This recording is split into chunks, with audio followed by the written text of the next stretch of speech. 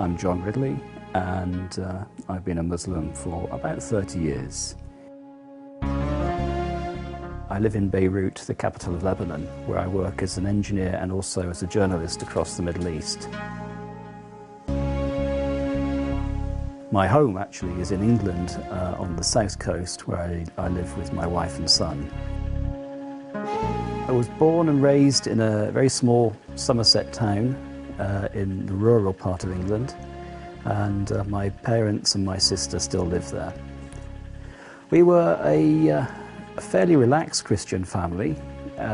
We went to church from time to time, maybe every 3 or 4 weeks, but there was no compulsion.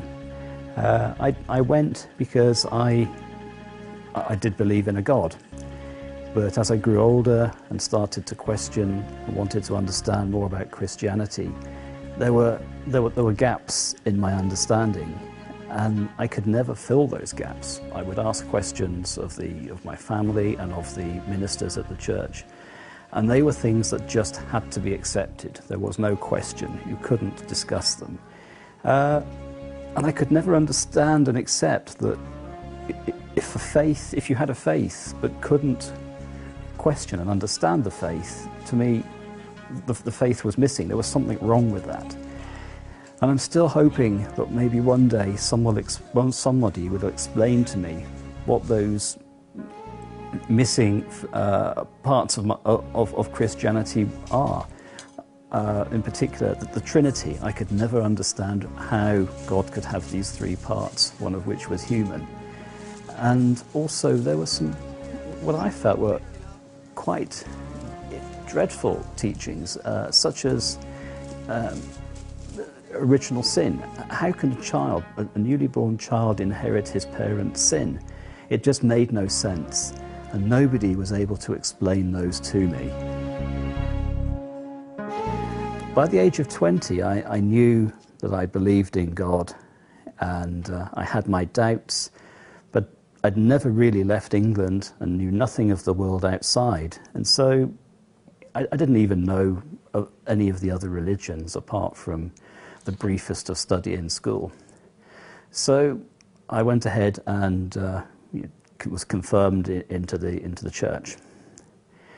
A couple of years later, I was working for the BBC as a broadcast engineer, and I had the opportunity to take a 6-month secondment to the Middle East. And this was to be my first real adventure of my life. So within 24 hours, I'd left Broadcasting House and rural Dorset, where I worked, and was transported to a small desert island off the coast of Oman. On the island, there was a small British community of BBC personnel and also some RAF personnel. And they'd built a very small makeshift church. And there were probably 10 or 15 of us would go every Sunday. And so I joined into the services, but after 4 weeks, I attended the service as usual on the Sunday, and we came to reciting the Nicene Creed. And I will never know why, but I couldn't say it. I just froze, I was in a cold sweat, and I just knew that what everybody was saying was blasphemous. So after 4 weeks on the island, I stopped going to church. And that left a large hole in my faith. I suddenly felt that the church that I'd chosen to embrace wasn't actually what I wanted. It didn't answer the questions. The doubts came back. And so I started talking during my long hours of shift work with the BBC. I'd start talking with the Pakistani staff and the Omani staff, who were Muslims, not specifically about religion, but I wanted to know about their culture and their life. And slowly the subject of religion came into our conversations. And inevitably it came up, the questions came up as to why did I have difficulty with Christianity, and the subjects of the Trinity and original sin and the other doubts were raised in conversation. And I was shocked because the answers from every single person that I spoke to were always the same. Islam doesn't believe in these things. there is no such thing as the Trinity. God is not his son. God is God. Jesus was a prophet, a human prophet. There's no such belief in original sin. Everybody is born pure, and it's up to them how they choose to lead their life. So the questions I had about Christianity were suddenly answered by Muslims in a completely different country. And this left me very, very confused. I didn't know where to turn, because everything that I'd been brought up with, the doubts that I'd lived with, were thrown straight back at me, and I was suddenly searching for answers again. So for 3.5 years whilst I was in Oman, I studied and studied. I talked with people, and then eventually, after a couple of years, I had a strange request from the Wali of Mazira. He was the mayor or the leader of the island where I was working and living. And he told me that I was going to be going to Muscat to meet the Minister of Islam, one of the most senior ministers in the government. A couple of weeks later, I was on the plane and introduced to the Minister of Islam. He and I were probably talking for the best part of an hour, and we recapped the past couple of years about all the questions I'd had, the answers, and he was challenging the conclusions I'd come to. He was testing me. As the conversation went on, he realised that I'd been there for 3.5 years and was soon to go home. And so the inevitable question came up: well, what are you going to do when you go home? How are you going to feel about this? Where does this leave you on this journey? And I have to admit that I was somewhat bemused, because I didn't really know where the next stage of the journey was. But I made the decision at that point that it was time to recite the Shahada, which I did. And I wasn't, from there on, I found that I was completely on my own. Within a couple of weeks, I was back on the plane to England, and suddenly I had no one to talk to, no support. I was completely isolated.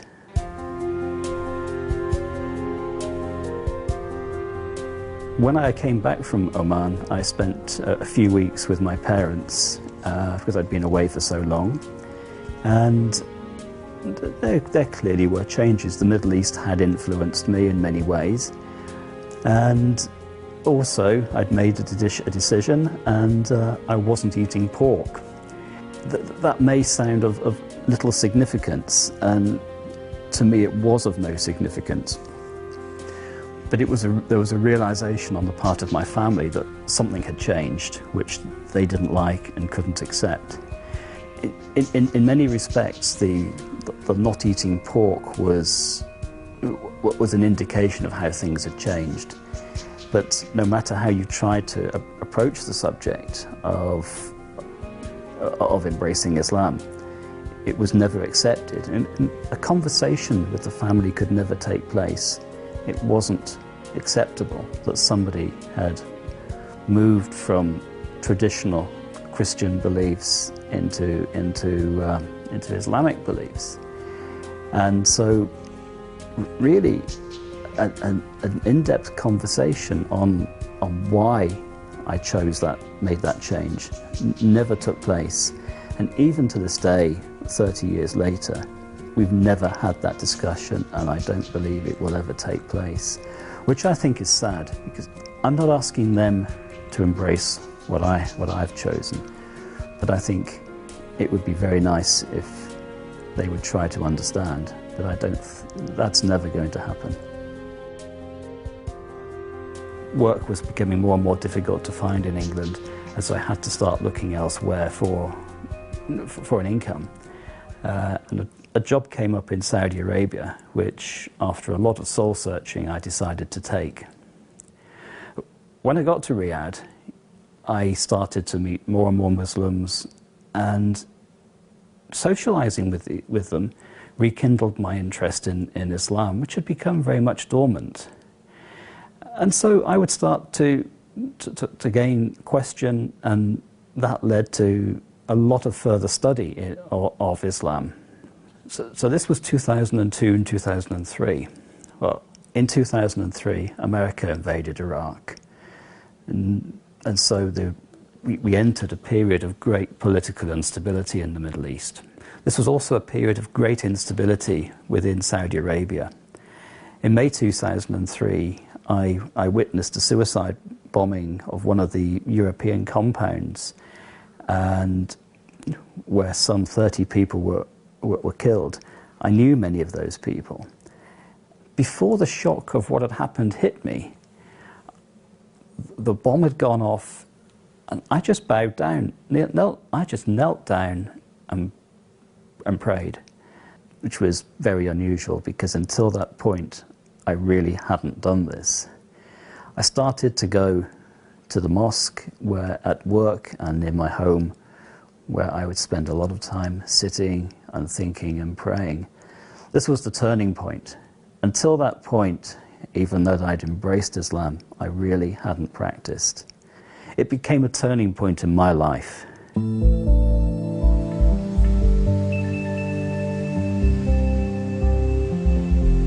From Riyadh, I moved on to Kuala Lumpur, where I spent a year and a half, and then I moved on to Tehran, where I spent another 18 months.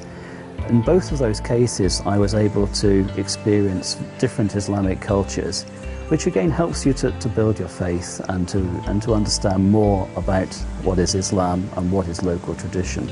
After Tehran, I moved to Yemen and the UAE, where I spent many months. And from there, I moved back to Riyadh. And now I was lucky enough to be able to visit Mecca 3 times. Visiting Mecca changed my life, but it wasn't a spiritual change. I wanted to share the experience with my friends and family. And the only way I could do that was to write the story of the journey that I'd taken. After a couple more years in Saudi Arabia, I moved on to Jordan. And by now, I was writing professionally, although it was still part-time. As I was in Jordan, it made sense to do some research into Palestine, and I was sure that I could write 1 or 2 articles about the subject for newspapers. Bekaa, one of the main Jordanian camps, was just a couple of miles outside of Amman, and so I persuaded one of my friends to take me there so that I could look around. What I found in the camps was that 4 generations had grown up with little hope of escaping the poverty, let alone reaching their potential as human beings.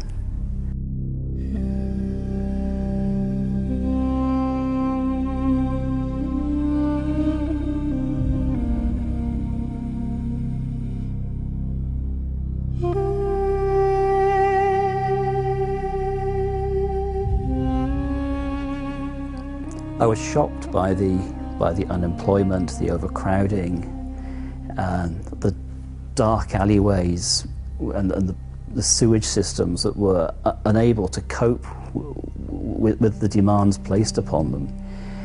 This leads to some of the most dreadful diseases, and no matter how the residents try, they cannot keep the camp clean and disease-free.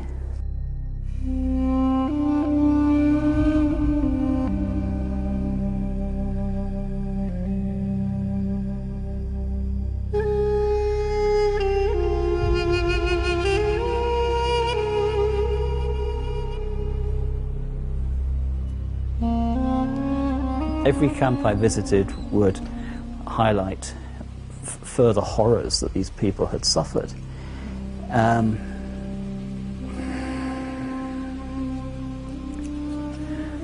But perhaps most profound for me was Sabra and Shatila, which is infamous for the 1982 massacres. And on the surface, the camps look to be quite normal and well presented. But as you start to interview people, and I realized that the things weren't quite as they seemed, and I was able to finally get permission to go into some of the the back streets of the camps. And again, I was horrified by the conditions. If you can imagine apartment blocks, ramshackle apartment blocks, 4, 5, 6 stories high, separated by just 1.5 meters. Light never ever reaches the ground. They are damp and dark, and they stink of decades of damp. People have to live in these conditions, and disease is rife. And as with Bekaa and all of the other camps, no matter how the residents try, they cannot keep these places clean. They cannot bring up children without mortality rates which are just incomprehensible. And so I found that I want to write more and more about the Palestinian situation and bring this to people's attention, because unless people do understand, then nothing ever is going to change to help the lives of 4.7 million people in Syria, Jordan and Lebanon.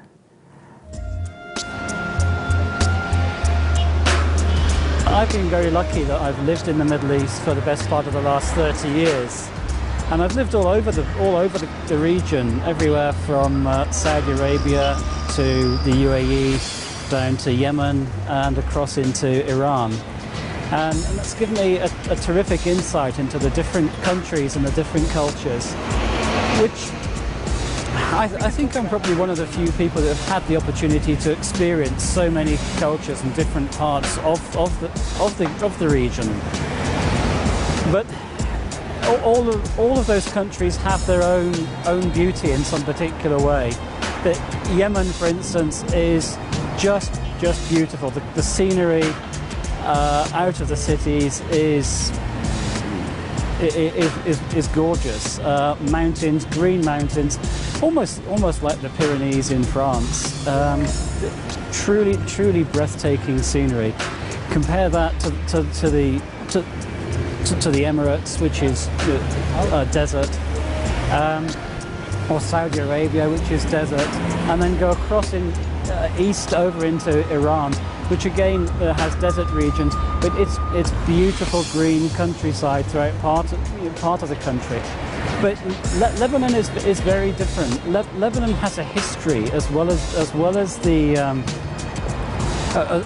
natural beauty of mountains, snow-capped mountains going down into the Mediterranean.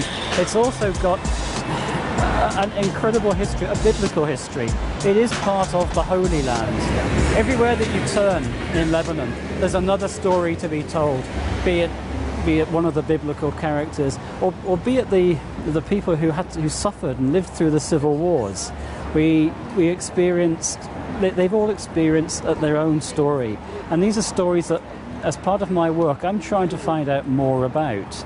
So I'm interviewing a lot of residents of Beirut and the other towns and cities at the moment, trying to understand more about how their life was changed by the civil wars. What did they do in the wars? Some of those people were fighters, some of them were just innocent civilians who may have lost everything, but they all have a story to tell. In the same way, walking around the streets of Beirut, the city centre of Beirut is a fantastic architectural achievement. It's been rebuilt, and it is one of the most beautiful cities in the world. In the springtime, you can't help but delight at the smell of the cherry blossoms and the lilac blossoms. The rest of Beirut is something of a contrast. A lot of it is still suffering from the effects of the war. There are street upon street of buildings destroyed by bombs, but those actually have their own story to tell. I was recently walking in a part of Beirut where I spent hours most days. I'd go out for lunch and I'd walk around, and there was one building that just struck me. It was a 1960s apartment block. And I'd walked past this building hundreds of times, but something just stood out about it, and I stopped and I listened. I just looked to see what it was, and there was one apartment, two or three floors up, The windows had been broken in, and you could see into the building. The kitchen cupboards were hanging off the walls. It was a totally derelict building. And so you have to start to think, well, why is it? Why is this one apartment block like this? And so you start to research back into the history of the area. And what I can assume, this was a building that was ransacked in 2006 by one of the militias. Obviously, one militia, somebody else was living inside the building. Now, there are buildings like this all across Beirut, but that particular building and all of the others, they tell a story, and they tell a story of the moment at which somebody's life changed. It may have changed where they had to leave and go somewhere else, or their life may have changed forever. It may have ended. But these are the stories that Beirut is just trying to tell you. And I have to listen to those stories, and I have to tell people what those stories are. Not because they need to know, but because they are telling the story of people. They're telling the story of the consequences of war. And unless we all start to listen to the consequences of war, we will never learn from them. And that's part of the reason that, to me, Beirut is such an amazing city. It's because it has so much to tell. It has so much for everyone to listen to. There is a story there for everybody.